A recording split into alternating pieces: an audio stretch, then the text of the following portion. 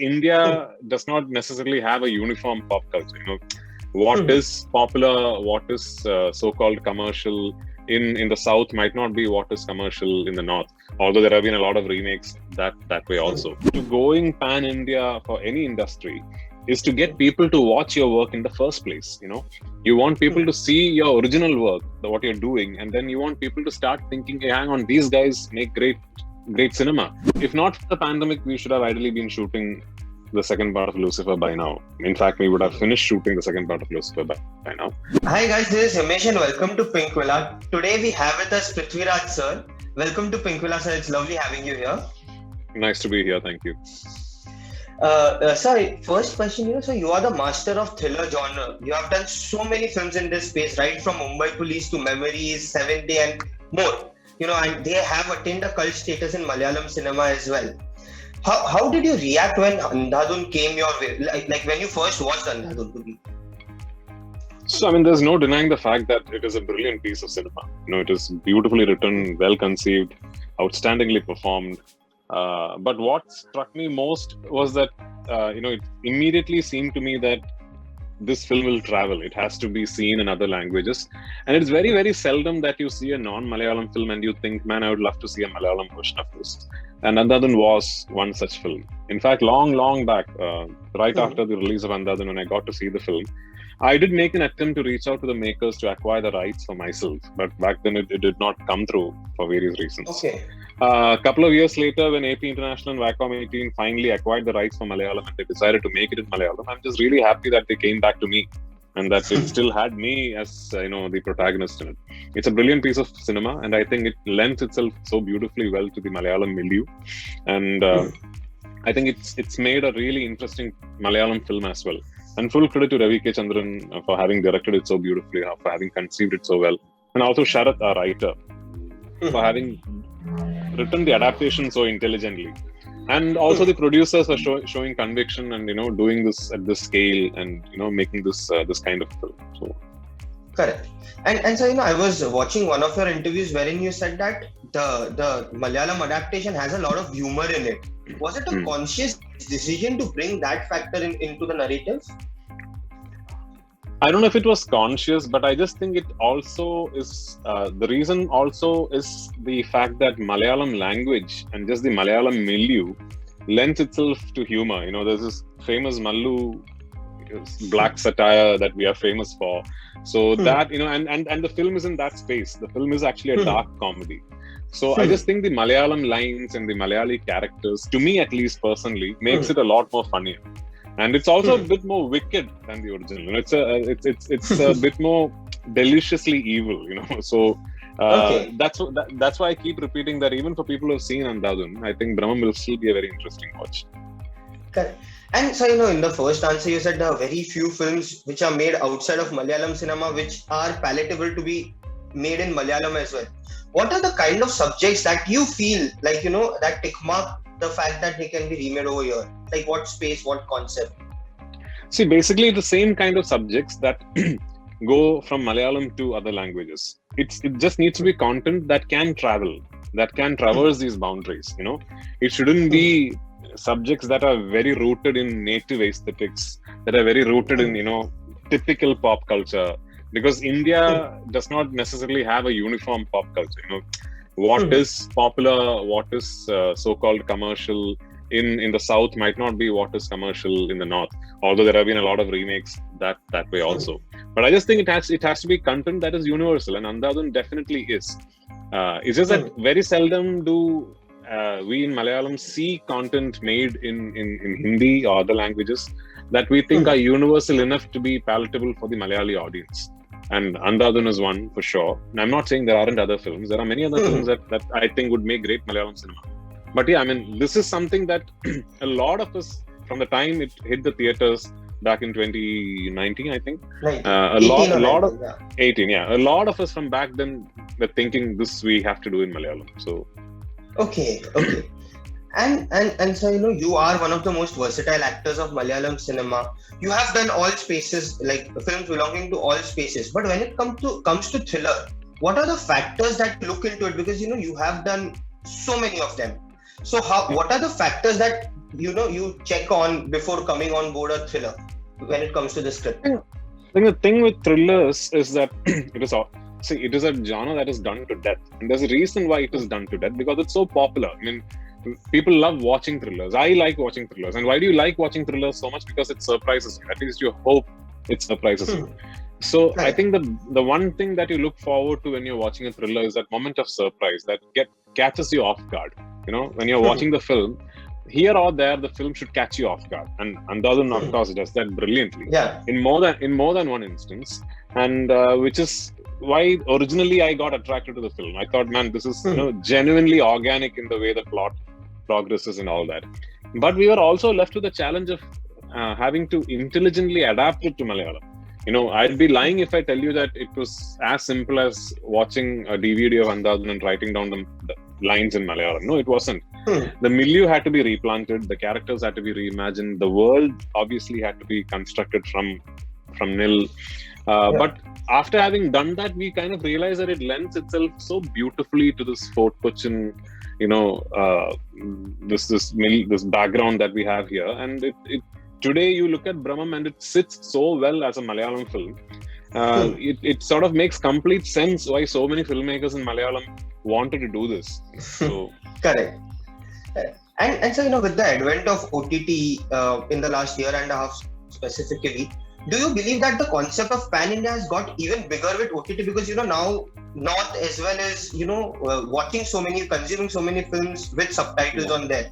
So do you think that is giving, making pan-India, like becoming a pan-India trend? Absolutely. I fully agree with that. The first step to going pan-India for any industry is to get people to watch your work in the first place. You want people to see your original work, what you're doing, and then you want people to start thinking, hey, hang on, these guys make great cinema. We want to see what these guys are coming up with next. And Malayalam industry was always a little handicapped that way because our diaspora is not as spread out as other diasporas are. We have Kerala, then we have the Gulf, then maybe North America. The rest of the world, really small territories. And rest of India outside of Kerala is minuscule in terms of number of theaters and all that. But suddenly what has happened is, rather than calling people to the theaters, we have just taken our cinemas and gone to their homes and said, you guys are sitting home, one evening, nothing special to do. Why don't you watch this Malayalam film? So that is sort of really put us on the national map. And I think it is going to do a whole lot of good to Malayalam cinema in the long run, that now people actually look forward to, I know that a lot of cinephiles across the country are looking at what is Malayalam doing next, which is great for us. And I think it'll also help our theatricals in the coming days. I think when theaters are back up and running, what streaming services like Amazon Prime Video has done over the past 1.5 years for Malayalam cinema will eventually really help us in our theatrical collections too in the coming years. And so, in terms of content, Malayalam cinema is amongst the strongest, and that narrative too is slowly and steadily spreading across the country. Even that is a small step that OTT is taking towards bringing it to the national map, I believe. Absolutely. See, basically what streaming services and OTT platforms have done for us is they've given us a national platform where we can put our films on and people can watch it, from the day of release.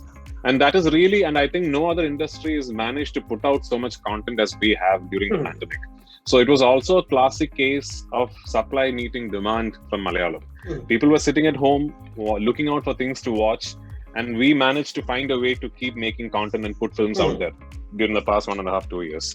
So all in all, it was a win-win situation for us. As much as all of us hope and pray that theaters are back up and running ASAP, we cannot deny the fact that what has happened with Malayalam and OTT platforms over the past 1.5 to 2 years is fantastic for all filmmakers, for all producers, for actors, for everybody involved with making films. And so, you directed Mohanlal sir in Lucifer, and now he's directing you in a film. I believe Baroz, if I pronounced it right. And you are acting with him in Bro Daddy as well. Could you tell us something in brief about these two collaboration and your association with Mohanlal sir? Yeah, Bro Daddy, I'm directing also. I've directed. Bro Daddy is also done now. I finished shooting it. So I've directed Mohanlal sir in 2 films. Lucifer and Bro Daddy. And of course, Mohanlal sir's directorial had me playing a pivotal role in it. But we shot for a couple of weeks, which is when the second wave of the pandemic hit and we had to stop shoot. I mean, it is wonderful to be wonderful to repeatedly get opportunities to associate with him. It is great. Because I look up to him. He's a legend. Not just me, pretty much everybody in Malayalam cinema. We all look up to him. He's a fantastic actor, and for him to place so much trust on me as a filmmaker is so gratifying, and is also such a huge responsibility that it makes me want to strive more. It makes me want to do better.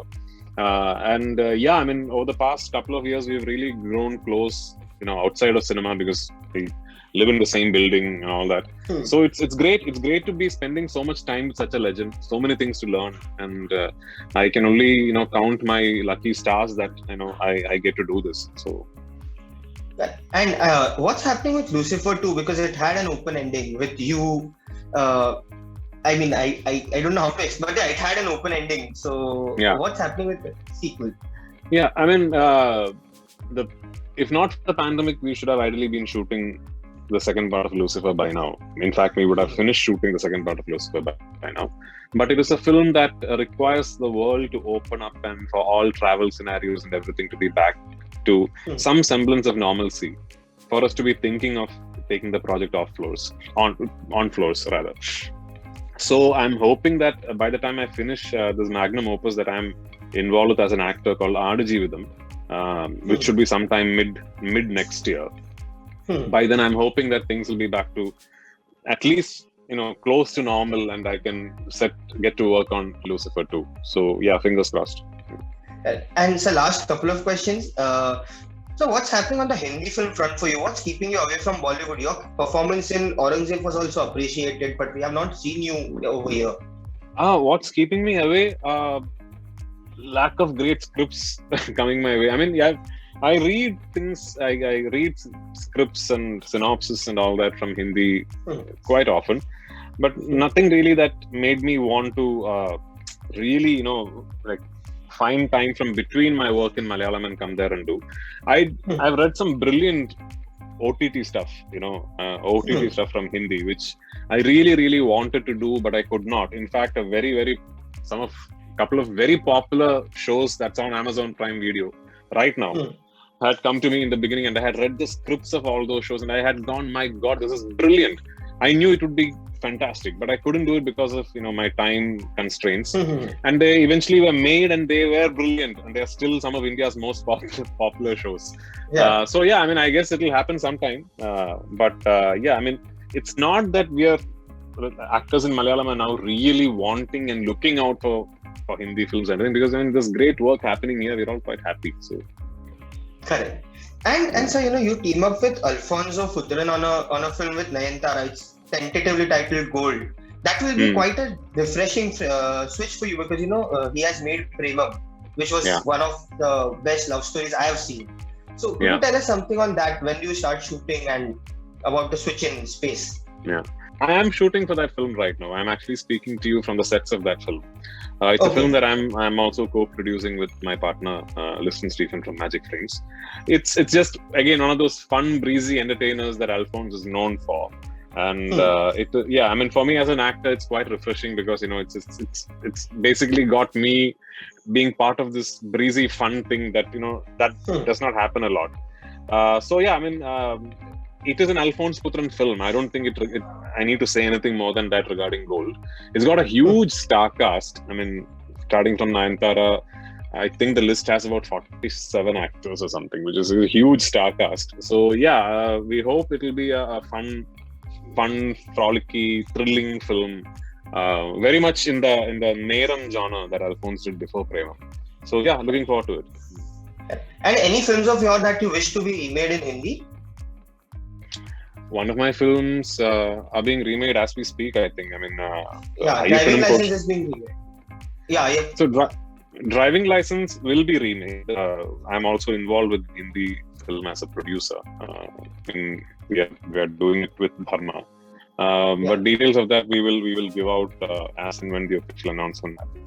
I think Ayyappan Gosham is being remade. I think John is doing it. I'm not too sure. Yes. Yes, Yeah, yes. I'm sure. Yeah, I'm sure a lot of my films will get made in Hindi in the not too distant future. So Correct. Perfect. Perfect, sir. Sir, thank you so much. It was lovely talking to you and looking thank you. forward to the film. Same here. Thank you.